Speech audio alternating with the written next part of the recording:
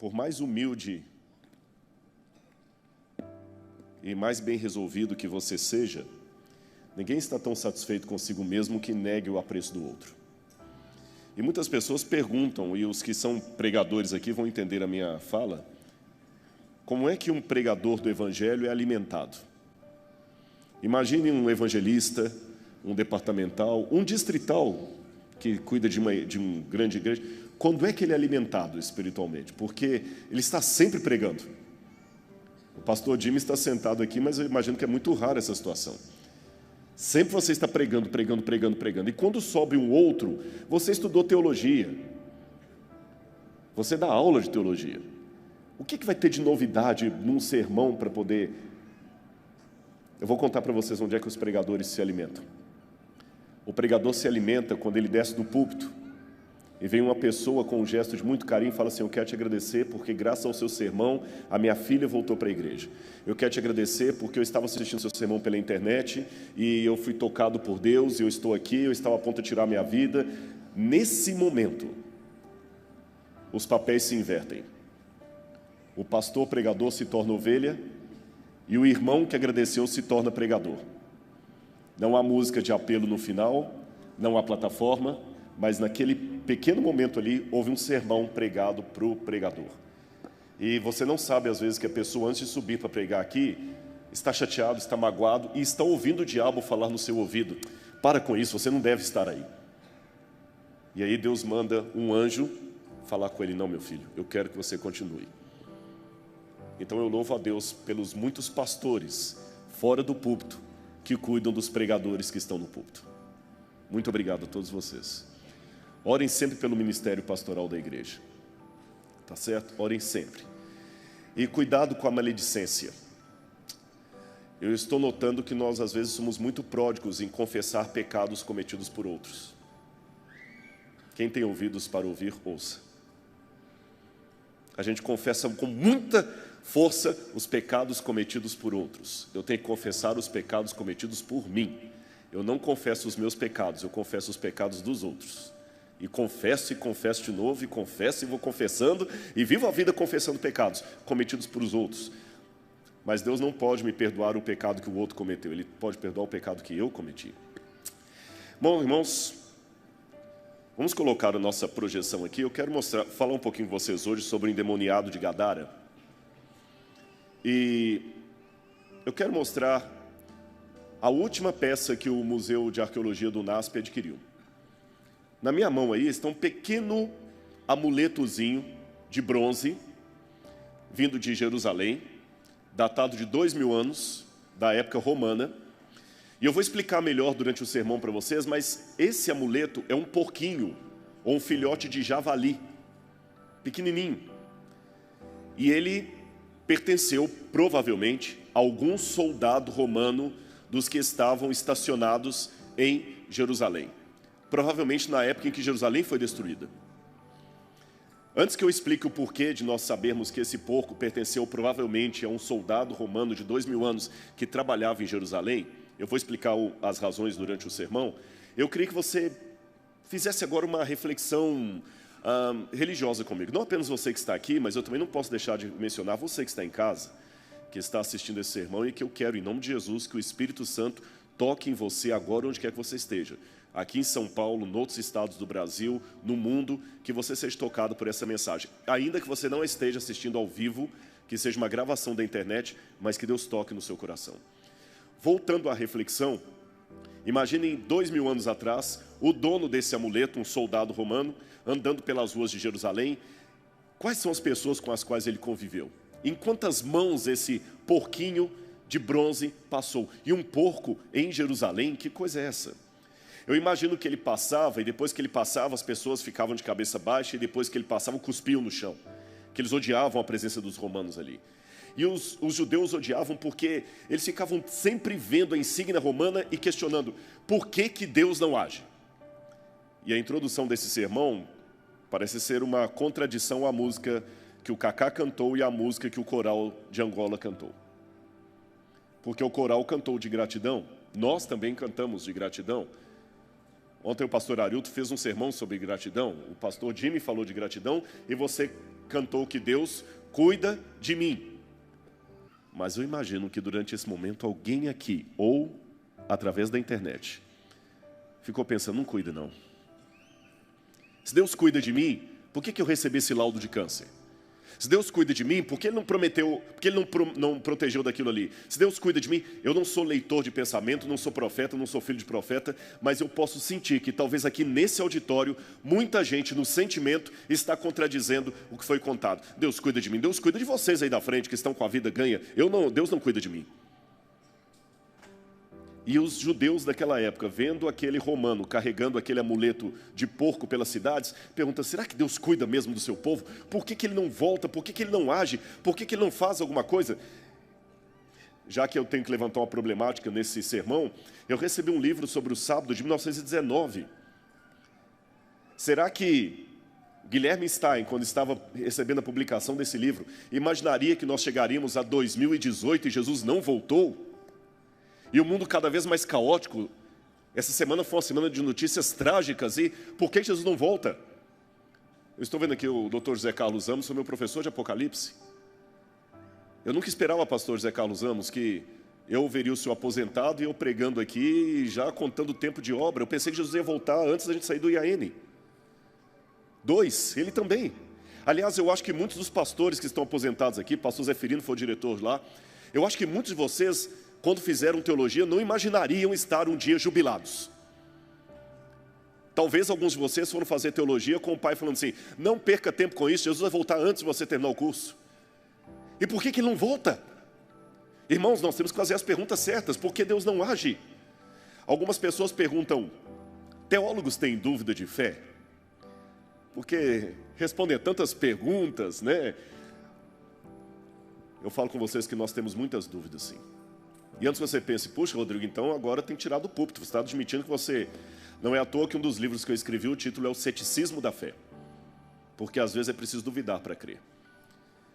As dúvidas de fé não me fazem perder a confiança em Deus, mas são dúvidas que me dão certa angústia. Por exemplo, a dúvida do Cristo na cruz do Calvário. Deus meu, por que me desamparaste? Foi uma interrogação. A dúvida de Deus, por que Ele não livrou alguns acidentes que nós ouvimos. A dúvida, por que Ele não... Graças a Deus Ele livrou o pastor Jimmy, que está aqui contando testemunho, mas Ele não livrou outras pessoas. Por que, Senhor? Por que o Senhor não age? E no passado, eu não fico com vergonha de expressar para os irmãos que às vezes eu tenho essas dúvidas por 2 motivos. Primeiro, porque assim eu relembro a você que quem está pregando aqui é um ser humano como você, não uma máquina. E em segundo lugar, porque quando eu abro o livro sagrado, eu encontro eco para os mesmos questionamentos que eu faço em grandes heróis da Bíblia. Querem um exemplo? Já que eu mencionei o pastor Zé Carlos Amos e as aulas de Apocalipse, eu não sei se aprendi bem a lição, mas vamos ler uma das passagens, Apocalipse capítulo 6, verso 10. Homens de fé. É lógico que isso aqui é um símbolo, porque as pessoas quando morrem, elas não têm mais pensamento, não têm mais sentimento. De maneira simbólica, o Apocalipse apresenta as almas daqueles que morreram como mártires, clamando a Deus. E o que eles clamam? Verso 10, clamaram em grande voz, dizendo, até quando, ó soberano, santo e verdadeiro, não julgas e não vingas o nosso nome dos que habitam, o nosso sangue, dos que habitam sobre a terra? Irmãos, o Apocalipse foi escrito na linguagem do Oriente Médio. E vocês notaram ontem, os que estavam aqui, quando o Leonardo Gonçalves começou a cantar uma das músicas, alguns israelenses que estavam aqui na frente, eu até fiquei com medo do pessoal se escandalizar. Eles levantaram e começaram a... Irmãos, eles não estavam ofendendo a igreja. Eles não estavam entendendo por que a música estava cantando e ninguém estava celebrando. Aquela é uma música de casamento. Tem que ser celebração, por isso que ele levantou e começou a... É o estilo do Oriente Médio. O Shabat, quando eles vão receber no Muro das Lamentações, eles começam a cantar. David, Melech, Israel. E eles pegam você e começam a fazer roda. O Shabat é uma festa. Eles cantam. E quando estão bravos também, eles expressam. Eles falam rápido, alto, mesmo numa conversa normal. Se eu viro para o pastor Martini e falar, pastor Martini, dá para a gente fazer isso? Não, Rodrigo, não dá, tudo bem. Se fosse no Oriente Médio, como não dá? Não dá. Seria mais cheio de gestos e mãos e falas altas e não é briga, é normal. Então, pensando nesse contexto do Oriente Médio, nesse jeito deles agirem, o texto que eu acabei de ler não é dito com voz de frequência modulada: ó santo e soberano, até quando não julgas o nosso sangue dos que habitam sobre a terra? Não, João escreveu numa perspectiva do Oriente Médio. Eles estavam clamando mesmo: ó Senhor, até quando? É aquele clamor do salmista: Senhor, até quando o Senhor deixará os ímpios pisar em Jerusalém? É aquela oração que, se eu fizesse aqui, iria assustar muita gente. Senhor, até quando o Senhor vai deixar o inimigo zombar de nós? Onde é que está a sua promessa? É reclamar mesmo. Tem uma palavra em hebraico para isso, intraduzível, chama chutzpah. Chutzpah é uma audácia, é uma confiança, é aquilo que você fala como aquela viúva que foi atrás do juiz iníquo até aceitar. Chutzpah é pedir realmente. Então esse clamor, essa dúvida de fé que eu estou falando, que eu levanto aqui, não é problemas com a minha doutrina, não é problemas com a minha identidade adventista ou cristã, não é perda de confiança em Deus, é chutzpah, é clamar: Senhor, o Senhor prometeu que ia voltar. E você tem que fazer essa oração. E os judeus daquela época também faziam. Mas vocês sabem que quando o povo tem esperança e quer demais alguma coisa, oportunistas acabam aproveitando a oportunidade, desculpem a redundância, o pleonasmo é proposital, os oportunistas aproveitam o momento justamente para encaixar: olha, vocês querem isso? Eu vou dar para vocês. Aliás, a mídia hoje faz muito disso aí. Em alguns casos, propaganda é uma maneira inteligente de convencer você a comprar aquilo que você não precisa com o dinheiro que você não tem, para mostrar quem você não ama aquilo que você não é. E naquela época já havia essa mídia. O povo quer o quê? Um Messias. E o Messias não vem. Essa moeda que faz parte do acervo do UNASP, eu espero que você conheça o Museu de Arqueologia Bíblica do UNASP, o único da América Latina, e orem pela construção do museu. Essa semana nós conseguimos aprovação na Lei Rouanet, em nome de Jesus. Quando digo nós, eu estou colocando nós, não é simbólico não, é porque não sou eu sozinho, tem uma equipe trabalhando aí, tá certo? Então, em nome de Jesus, nós vamos em breve ter... O acervo nós temos uma Ferrari, não tem garagem. E essa é uma das moedas que temos no nosso acervo aqui, uma moeda original de Herodes. E o que me chama a atenção são duas coisas. Ah, não adianta, o laser não vai funcionar. Vocês percebem então um capacete? Do lado de lá, do lado esquerdo, tem o nome Herodes Basileus, que seria Herodo Basileus, rei Herodes. E do lado de cá tem um capacete com uma estrelinha. Essa estrela é identificada por muitos como um símbolo messiânico. Herodes se proclamava Messias. E sabe onde é que está a prova? Lá onde está escrito Herodes Basileus, o rei Herodes, você percebe que tem um P com uma cruz embaixo? Na verdade não é um P, são duas letras gregas, o Ri e o Ro, que é a abreviatura da palavra Christos. Então Herodes dizia: eu sou o Cristo de vocês. Mas o povo se frustrou logo ao ver que Herodes não podia ser o Cristo. Na época de Adriano veio Bar Corba e também cunhou moedas para ele. Bar Corba era um líder revolucionário que prometia livrar os judeus dos romanos. E na moeda de Bar Corba você tem o templo, e lá no topo do templo o que você tem? A estrela messiânica. Então o povo sabia que uma estrela acompanharia o nascimento do Messias. Por isso que Jesus também tem uma estrela. Ninguém falsifica uma nota de R$8. Você pode inventar uma nota de R$8, não falsificar uma. Você só falsifica algo que existe e é verdadeiro. Então, se existe um Messias verdadeiro com uma estrela verdadeira, é lógico que tem que ter falsos Messias, e a característica do falso é que ele imita o verdadeiro. Agora, olha que curioso, não só em Jerusalém, não só em Israel, fora de Israel também as pessoas estavam esperando o Messias. Os romanos pensavam que esse Messias seria Otaviano Augusto, César. As moedas de Júlio César, antes de Otaviano, já traziam lá uma estrela, estão vendo? E depois de Júlio César, Otaviano também assumiu a alcunha de Messias dos romanos, e ele colocava sempre nas moedas dele o símbolo de Deus, de Filho de Deus. E os romanos esperavam o Filho de Deus. Olha esse cartaz, essa pedra esculpida que está no Egito, onde está escrito Augusto, o governador dos oceanos e continentes, o divino Pai entre os homens, aquele que sustenta o mesmo nome do seu Pai celestial, libertador, a maravilhosa estrela do mundo grego, brilhando com o brilho de um grande Salvador celestial. Eu não sei se vocês sabiam disso, mas não eram só os judeus que estavam esperando Cristo, não. No mundo romano também eles sabiam que uma criança especial ia nascer e dominar o mundo. Nesse painel, nesse umbral que está em Priene, na Turquia, você tem um nome dedicado à deusa Atena e ao imperador César, filho de Deus, o Deus Augusto. Nós não sabemos que profecias os romanos seguiam para saber que o Messias estava chegando. Mas a senhora White diz que Deus não deixou o mundo em trevas absolutas, que mesmo os povos pagãos tiveram brilhos da luz sob os quais eles andavam. Não é à toa que os magos do Oriente eram astrólogos e reconheceram de alguma maneira as profecias. Pode ser talvez pelo mundo persa, porque os judeus tiveram no cativeiro da Babilônia e depois da Pérsia, e talvez tiveram contato com a profecia de Balaão. Balaão não era judeu e teve uma profecia original, tanto que o calendário de Priene, que também está na Turquia, retrata o nascimento de Júlio César como as grandes esperadas boas novas, evangelho. A palavra evangelho aparece primeiro no plural, atribuindo ao nascimento de Augusto. Mas os romanos também estavam frustrados, porque Augusto não parecia ser aquele que traria a paz mundial. Olha o que dizem 2 historiadores romanos, Tácito e Suetônio. Tácito dizia: muitos estavam persuadidos de que constavam nas antigas profecias dos sacerdotes, de que por esse tempo o poder subiria de onde? Judéia, do Oriente, e da Judéia viriam os dominadores do mundo. Coisa muito parecida foi dita por Suetônio. 2 historiadores romanos testemunhando que havia uma expectativa frustrada, porque o Messias não havia vindo.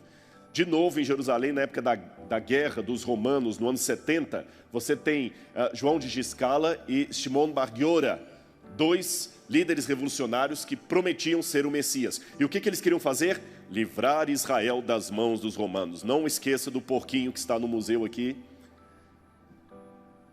e que andava pelas ruas de Jerusalém. Porco nas ruas de Jerusalém é uma afronta pior do que eu posso imaginar. E que vale quase a dar pão de Santa Ceia para um cachorro. O grau de dessacralização seria mais ou menos esse. E por que o Messias não vem? Um belo sábado, num Shabat, Jesus vai pregar na sinagoga em Nazaré, conforme era o seu costume ir aos sábados à sinagoga. E capítulo 4 de Lucas, abram sua Bíblia comigo, por favor. A partir do verso 16 em diante, Jesus diz assim: indo para Nazaré, onde fora criado, entrou num sábado na sinagoga, segundo o seu costume, e levantou-se para ler. Então lhe deram o livro do profeta Isaías, e abrindo o livro, achou o lugar onde estava escrito: o Espírito do Senhor está sobre mim, pelo que me ungiu para evangelizar os pobres, enviou-me para proclamar libertação aos cativos e restauração da vista aos cegos, para pôr em liberdade os oprimidos e apregoar o ano aceitável do Senhor. Depois que Jesus terminou de ler, ele entregou para o mestre de cerimônias a Torá e sentou-se. Naquele tempo, diferente da cultura de hoje, a pregação era feita sentada, porque coisas importantes não podem ser ditas em pé, com pressa. Vendo Jesus as multidões, subiu ao monte e, como se assentasse, aproximaram-se seus discípulos. Não é à toa que o professor é chamado de catedrático, ensina da cadeira. E Jesus, sentado, começou o sermão dele e falou algo que enfureceu os judeus daquela época. Hoje se cumpriu essa escritura. Hoje eu proclamo o ano aceitável do Senhor. A redenção chegou. O pessoal ficou desesperado. E queriam apedrejar Jesus. Por quê? Jesus está querendo brincar com os nossos sentimentos? João de Giscala e Shimon Bar Giora não haviam aparecido ainda, mas havia tido outros no passado que já tinham sido combatidos, como Judas da Galileia. No ano 6 depois de Cristo, teve um líder chamado Judas da Galileia, que o livro de Atos dos Apóstolos até faz menção dele. Esse Judas da Galileia, ele queria prometer às pessoas que eles seriam que elas seriam redimidas por ele e que ele era o Messias. Os romanos chegaram, mataram Judas da Galileia, prenderam, depois mataram, e mataram várias pessoas na Galileia. Então as pessoas tinham trauma desses sujeitos que chegavam dizendo ser o Messias, e Jesus não tinha nada. Falaram, mais um para nos iludir, vai embora daqui. Seria equivalente a aparecer alguém agora marcando data para a volta de Jesus. Não queremos ouvir você. Só que eles, como são passionais, lembra que eu falei isso? Eles quase apedrejaram Jesus. Eles tinham uma convicção que o Messias deveria vir, mas junto com a convicção tinha uma grande angústia, porque Roma estava ali. E se tinha uma coisa que os judeus tinham pavor na época de Cristo, e que marcava para eles a sensação de que as promessas de Deus não estavam sendo cumpridas, era a presença romana ali em Jerusalém e em todo o território da Judeia e Galileia. Pérea, Samaria, embora os samaritanos eles odiassem.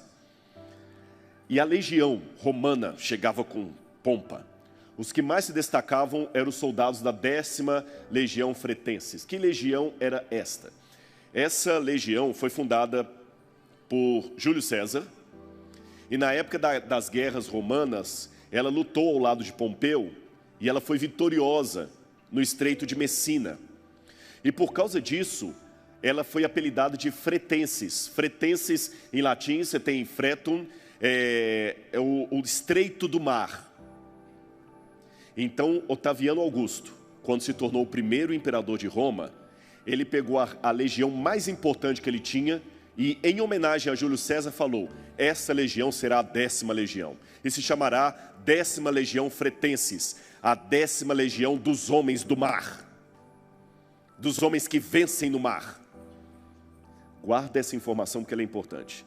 A 10ª legião dos homens que vencem do mar. E quando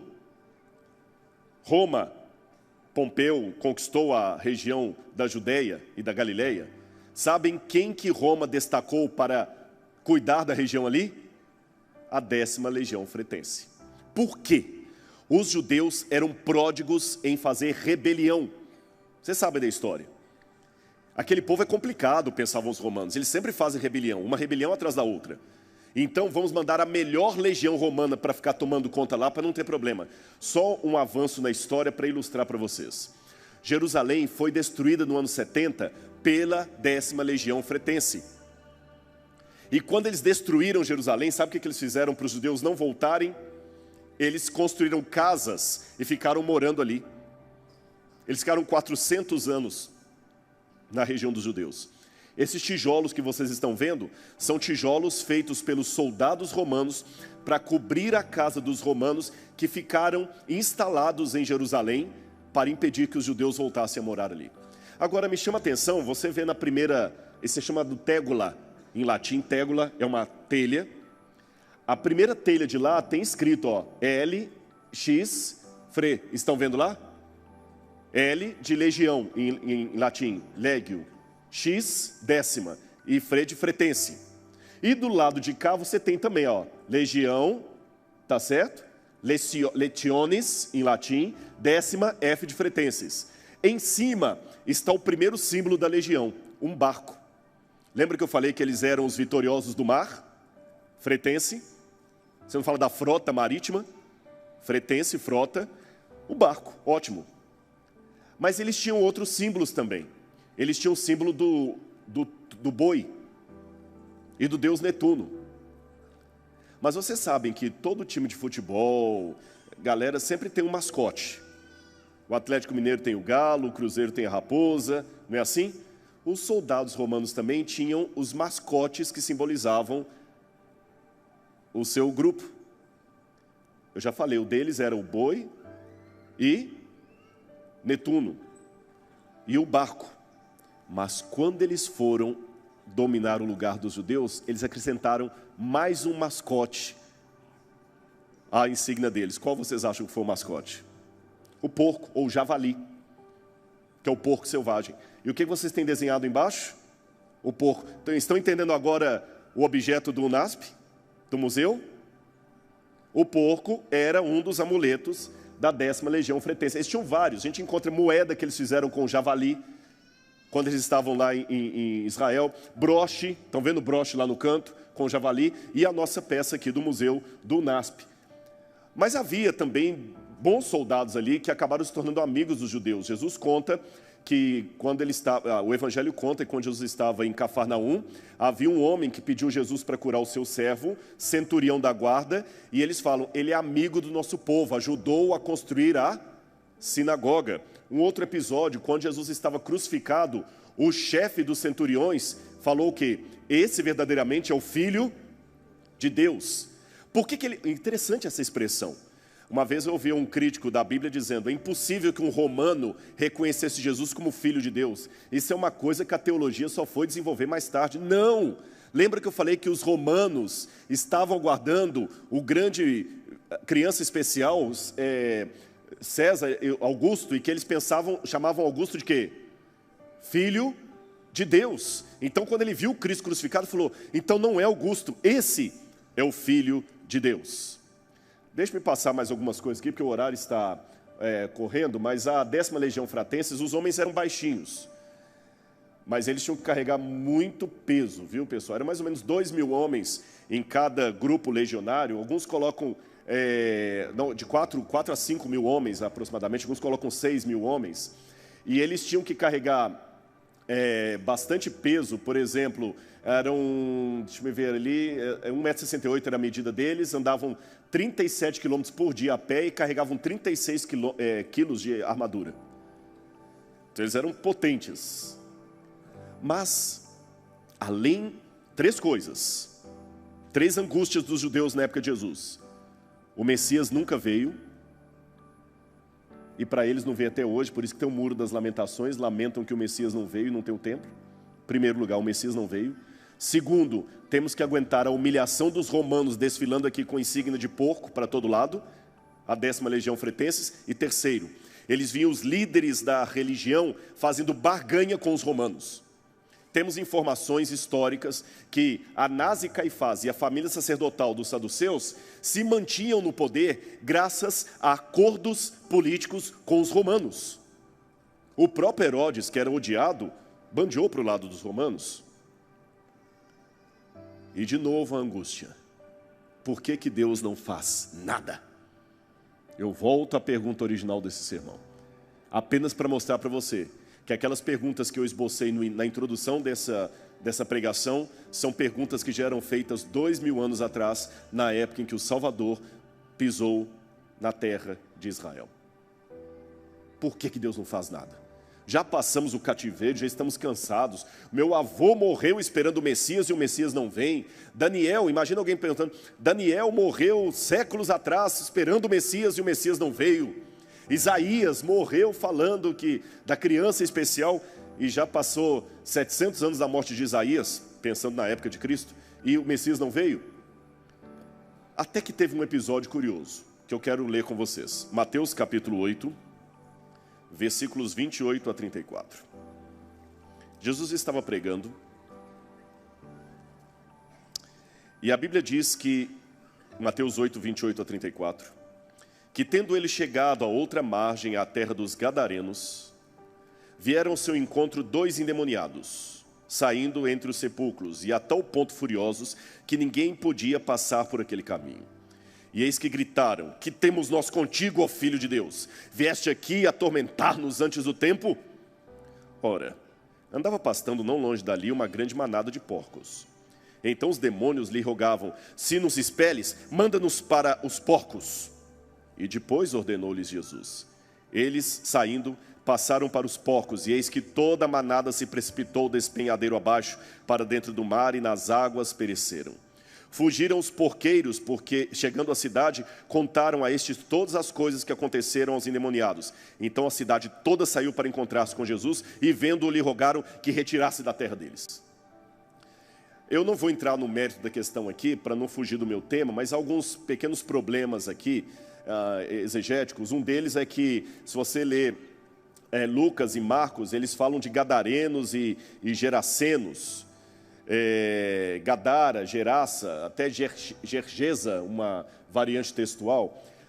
Para resumir isso aqui, sem complicar demais e fugir do foco do meu sermão, apenas digo para você que essas variantes não devem nos assustar. A Bíblia não fala que o episódio aconteceu na cidade de Gadara. Foi em algum lugar à beira-mar. E à beira-mar não existe nenhuma cidade de Gadara. O lugar mais provável da cidade de Gadara, nós temos duas sugestões. Um seria ali embaixo, não sei se dá para vocês verem, que dá mais ou menos uns 8 quilômetros da costa.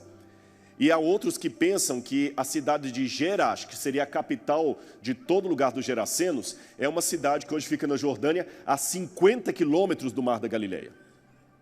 Então é muito improvável, do ponto de vista geográfico, que a história tenha acontecido na cidade.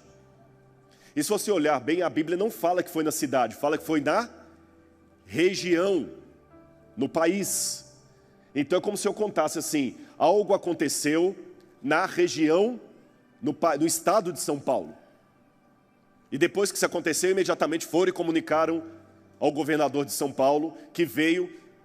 Ele pode estar, São Paulo está com 180 quilômetros daqui, mais ou menos, não é isso? 180, 190 quilômetros. Eu não estou falando que aconteceu lá na capital, na região de São Paulo. Se eu falei região de Engenheiro Coelho, não é bem Engenheiro Coelho. Então, na minha opinião, esse episódio aconteceu em algum canto ali no Mar da Galileia. Alguns pensam que pode ser até ali em cima, onde está apontado ali, tem um sítio arqueológico provável. E a Bíblia só faz a referência à região. Por isso que um evangelista fala Gerasa, o outro fala Gadara. Tudo bem até aí? Não é contradição. Outro problema. Era um endemoniado ou dois? Dois. Mas por que só Mateus menciona dois? No Oriente Médio, nem sempre você contava mulheres e crianças. Podia ou não contar. Lembra o milagre da multiplicação dos pães? Havia ali 5.000 homens, aí um evangelista fala, fora mulheres e crianças. Mateus era mais meticuloso. Era contador, né? Sabia de contas, né? Provavelmente seria um homem e uma criança, ou um homem e uma mulher. Por isso que ele fala dois, os outros só mencionam um. Ficou claro também isso aí? Ok. Continuando a nossa história, agora eu quero terminar o meu sermão falando uma coisa interessante para vocês. Marcos ouviu falar essa situação. Você sabe que provavelmente o Evangelho de Marcos foi escrito sob influência de Pedro. Então Marcos não estava presente na cena, mas Mateus estava. Então Mateus contou a coisa como aconteceu. Eu, Rodrigo, particularmente acredito que a história é verdadeira em todo sentido. Alguns críticos da Bíblia que pensam que isso aí é sensacionalismo. Não, não é. Nós temos muitos indícios históricos, eu não vou dá-los aqui, que os evangelhos são um relato histórico fiel. Tudo bem? Então eu repito perante a igreja, o episódio aconteceu. Houve 2 demoniados na região, Jesus curou aqueles homens e os demônios foram para os porcos e os porcos precipitaram o mar abaixo. Eu não tenho dúvida disso. Mas o evangelho de Marcos tem uma característica específica em relação aos outros evangelhos. Ele é irônico. Por exemplo, Marcos que conta de todos que naquele milagre do mar se agitando, Jesus tinha um travesseirinho debaixo da cabeça. Marcos é um evangelho irônico. E você sabe que a ironia é um tipo de inteligência especial que só pessoas muito inteligentes percebem. O tolo não percebe a ironia. E Marcos, quando escreveu esse evangelho, provavelmente pelo ano 52, 55, é a data que eu trabalho. Eu sei que alguns colocam Marcos lá no ano 65. Eu acho que Marcos deve ter sido em torno do ano 50, foi o primeiro evangelho a ser escrito. Marcos, quando escreveu isso, ainda vivia à sombra daquelas pessoas que não aceitavam Jesus como Messias, porque ele não trouxe a paz que Israel esperava. Não livrou os romanos, não livrou Israel dos romanos. Jerusalém ainda tinha romano desfilando lá com insígnia de porco para todo lado. Então o que Marcos fez? Marcos provavelmente está na base do evangelho de Lucas. Lucas pesquisou. Mateus pode ter usado Marcos também, mas Mateus não precisava usar Marcos em tudo, porque muita coisa Mateus viu pessoalmente. Lucas não viu, então Lucas usou como fonte Mateus e Marcos. Entenderam isso aí? E o que Marcos faz ao contar a história? Ficou claro para a igreja e para você que está em casa, que eu creio que a história é verdadeira e que aconteceu e que houve um milagre e os demônios saíram. Mas eu posso contar uma história verdadeira de maneira irônica. Querem um exemplo? Imagina essa situação. Um pai chega desesperado, porque o filho está fora da igreja, não respeita o pai tenta todo pastor para ir lá, e o filho não quer saber, ele está revoltado com a igreja. Aí o pai vem pedir socorro para os irmãos, para alguém ir lá salvar o filho dele, que agora está misturado nas drogas e não aceita ver a igreja, não acredita em pastor, não acredita em ninguém. Aí alguém conta essa história assim, claro, não tinha por onde. Quem fica comendo pregador à milanesa depois do culto, os filhos realmente têm indigestão espiritual depois. Vocês entenderam a minha ironia? O que eu quis dizer com essa ironia? Que aquele pai tinha o costume de chegar em casa e ficar malhando o pregador. Os filhos cresceram ouvindo o pai criticando pregadores. Obviamente eles perderam o quê? A confiança na igreja. Isso é real. Mas quando eu disse, fica comendo pregador à milanesa depois do sermão e os filhos têm indigestão espiritual, isso é literal? Isso é simbólico. Ninguém comeu, ninguém foi antropófago comendo alguém. Eu contei uma história verdadeira, mas eu joguei uma ironia, para ensinar uma mensagem. Marcos faz isso. E quer ver a ironia de Marcos? Na ironia de Marcos, a primeira coisa que me chama a atenção é que quando vai... Primeiro já temos um problema que Mateus também apresenta, que é chamar porco de manada. Na verdade, a palavra... desculpa, eu não estou conseguindo ler daqui. Seria melhor traduzida por rebanho. Rebanho de porco. Mas porco não é rebanho. Outro problema. Porco pasta. Porco pasta? Que eu saiba, porco não pasta. Quem pasta é gado, ovelha, cabra. Porco não pasta. E Marcos ainda coloca aqui. Vamos no Evangelho de Marcos para você ver. Marcos capítulo 5. Olha a maneira irônica. Olha como é que Marcos diz aqui. Capítulo 5, versículo 1 a 20. Eu estou em Lucas, por isso que eu não estou achando aqui. Olha o que ele diz aqui, ó. Leiam comigo, por favor, o verso...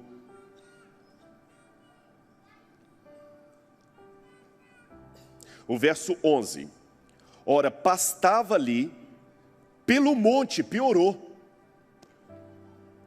Porque mesmo animal que pasta, não pasta em monte. As melhores gramíneas estão no vale. Ele chama os porcos de rebanho, fala que eles estão pastando, e ainda onde? No monte. E ele ainda coloca uma coisa. Quando Jesus pergunta o nome do demônio, o que é que o demônio responde na versão de Marcos, e depois Lucas vai pegar? Não ouvi? Legião. O que é legião? Legionários romanos. E de onde os legionários romanos vigiavam as cidades? Nos altos dos montes. E o que os judeus mais angustiavam? Os legionários que ficavam nos altos dos montes. Curioso isso. E o que aqueles demônios pedem a Jesus? Que os mandasse aos porcos. Por que o demônio fez isso? Isso é fácil de responder. Por que o demônio pediu a Jesus? O demônio pediu, os demônios, que eram uma legião, pediu a Jesus para ir para os porcos, porque eles queriam causar um prejuízo que trouxesse rejeição a Jesus, como de fato deixou. Isso é fácil de responder. A pergunta mais difícil é, por que Jesus atendeu? Porque Jesus queria, tudo que Jesus fazia era inspirado, mostrar uma lição para os judeus e para mim e para você que íamos saber desse episódio depois. Jesus não atendeu porque ele foi enganado pelos demônios. Ele sabia o que estava fazendo. Os demônios foram para os porcos. Aquele povo não era judeu, por isso que eles criavam porcos. Era a região de Decápolis. E os porcos cheios com a legião foram ironicamente para onde? Para o mar. Outra coisa interessante, porco, quando assusta, eles debandam cada um para um lado. Esses não, foram todos em direção ao mar. A 10ª Legião Fratensis era conhecida por esse nome por ser especializada em quê? Em mar. E o que é legião? Grupo de soldados romanos. Olha como Deus é sábio. Deus aproveitou uma situação histórica, real, e inspirou o Marcos a escrever aquilo de tal maneira que respondesse aos judeus do seu tempo. Sabe por quê? E tem mais um detalhe que eu não posso esquecer.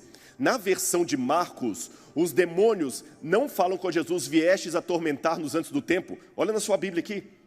Olha como é que eles falam para Marcos. Verso 10, 5 verso 10. Rogou-lhe encarecidamente que não os mandasse para onde? Fora do país. O que Marcos está mostrando aqui? O Messias veio e ele tinha poder para mandar todos os demônios, inclusive a legião romana, para fora do país. Ele tinha poder de fazer com a 10ª legião fratenses e sua insígnia de porco a mesma coisa que fez com os demônios, a legião de demônios que foram para os porcos. Ele tinha poder para isso. Tanto é que ele tinha poder que os próprios demônios lhe imploraram para que não os mandasse para fora do país. Se eles imploraram aquilo com medo, é porque ele tinha poder para fazer isso. E sabe por que ele não fez? Porque vocês estão cometendo o mesmo erro dos gadarenos. Vocês estão amando mais os porcos do que o Messias. Por causa do prejuízo dos porcos, eles mandaram o Messias embora da terra deles. E vocês estão fazendo a mesma coisa. Estão preferindo porcos ao Messias. Por isso, o ato impenitente de vocês impede Deus de agir. Ficou claro para a igreja? Não é uma parábola. É uma história real, da qual tirou uma lição parabólica. Por isso que os demônios são a legião. Os porcos. Ele tinha poder. Como ele tem poder hoje para fazer muita coisa, e ele não faz porque nós, repetindo o mesmo erro do passado, nós estamos amando mais os porcos do que o Messias. Estamos agindo como os pagãos de Gadara. Até quando? Até quando, irmãos, nós vamos ficar amando? Nós queremos mesmo ver o Messias? Quem quer dá um jeito, quem não quer dá uma desculpa. Qual é a prioridade da sua vida? Qual é a prioridade? Hoje estou notando que muita coisa está se tornando tão comum. Há muitos casamentos que têm a cerimônia de casamento e logo depois tem uma festa com música de rock e tudo mais. E é tudo normal. Há muitos pais que chegam em casa, o filho está com a música de rock de maior altura, ele deixa: eu não quero perder meu filho. Você está colocando seu filho acima de Deus. Nós estamos sendo permissivos com muita coisa. E repito o que eu comecei nesse evangelho aqui. Ontem alguém me fez uma pergunta: qual a diferença entre alardear erros e denunciar o pecado? Alguém me fez essa pergunta ontem. Eu falei: quando você denuncia o pecado, em primeiro lugar, você tem que ir à pessoa e falar com ela. E de maneira geral, exortar a igreja, como eu estou procurando fazer aqui. Agora, quando você só quer denunciar o pecado do outro, como eu falei, isso é maledicência. Mas todos nós devemos reconhecer que nós precisamos, nessa escola, nessa igreja, na nossa casa, na minha família, nesse bairro, nesse lugar, de um reavivamento do Espírito Santo. Irmãos, por melhor que os professores de teologia tentem preparar os alunos, nós nunca saímos da faculdade preparados para fazer um sepultamento fúnebre, um serviço fúnebre. Nunca, nunca. Por melhor que seja o professor de liturgia, você nunca está pronto para sepultar uma pessoa, para confortar alguém que morreu. Não se aprende isso. É doído. E cada vez que você faz um sepultamento, você pede a Deus que seja o último. Ninguém está preparado para expulsar um demônio. E cada vez que você tem uma situação de exorcismo, você implora a Deus que seja o último. E eu hoje peço a Deus, com vocês me ouvindo: Senhor, até quando? Volta, Senhor, por que o Senhor não responde? E antes de terminar, volta só um slide para mim. Isso, antes de terminar, eu quero fazer um apelo à igreja. Esse não é um sermão para atacar ninguém, por favor. E nem venha aqui com uma pá. Venha com um ancinho. Deixa a pá para a gente usar na arqueologia. Porque tem gente que vem com um sermão com a pá. Como é que você faz com a pá? Se fulano tivesse aqui para ouvir isso. Se Beltrano tivesse aqui para ouvir isso. Não, deixa a pá para o arqueólogo. Venha com um ancinho. Isso é para você. Puxa assim, ó. É para mim. Irmãos, vocês me ensinaram em 1983 que Jesus ia voltar. Foi ali que eu conheci a mensagem adventista. Em 1984, 25 de fevereiro, eu me batizei. Eu não esperava que ia passar tanto tempo e ele não tinha voltado. Mas eu não desanimei, não. Eu ainda vou continuar esperando.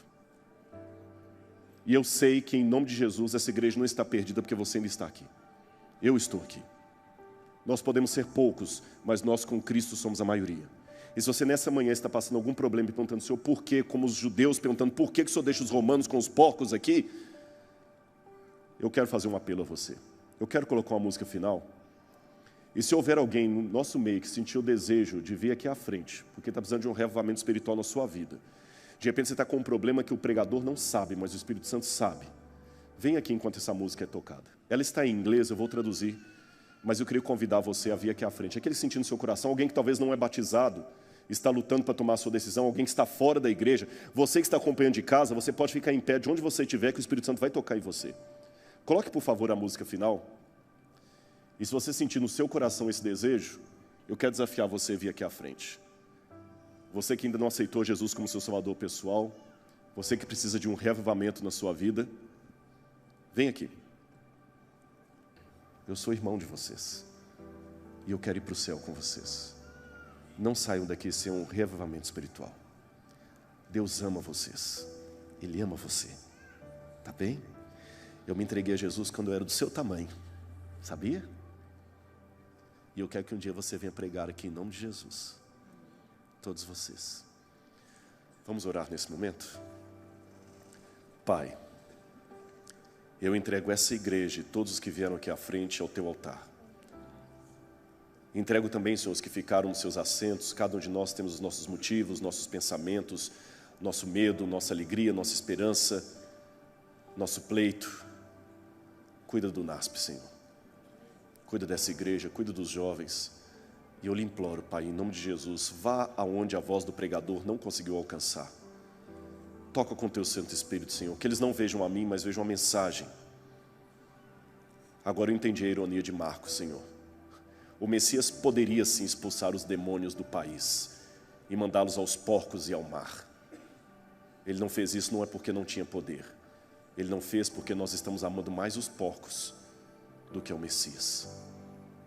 E é interessante, Senhor, que o Senhor atendeu ao pedido dos demônios, atendeu ao pedido da cidade, foi embora, mas quando o endemoniado pediu para ir com o Senhor não atendeu, falou, fica. Se essa é a ordem que o Senhor dá para nós, Senhor, nós vamos ficar. Como aquele endemoniado curado, Senhor, nós queríamos agora ir com o Senhor para o céu. Eu queria sair daqui e nem voltar para casa. Mas o Senhor fala para nós, fica. Nós enterramos alguns entes queridos e às vezes a vontade é ir junto, morrer junto. E o Senhor fala, não, eu quero que você fica. A vontade de muitos é sair da igreja, não pisar mais aqui, mas a ordem do Senhor, eu quero que você fica. E testemunhe no Lagoa Bonita 1, no Recanto dos Pássaros, no universitário, no Jacarandá, aqui dentro do colégio, no internato. Fica e testemunhe para os outros os demônios que eu tirei da sua vida. Nós ficaremos, Senhor, e queremos ser o testemunho da tua cura. Obrigado, Senhor, pelo privilégio que eu tenho de ocupar esse púlpito em nome de Jesus. Obrigado pelo privilégio que eu tenho de falar da tua palavra para os meus irmãos. Cuida deles, Senhor, como o Senhor tem cuidado de mim e de cada um de nós. Por amor do teu nome. Amém, Senhor. Amém. Obrigado pelo carinho. Que Deus abençoe imensamente a todos vocês. Amém.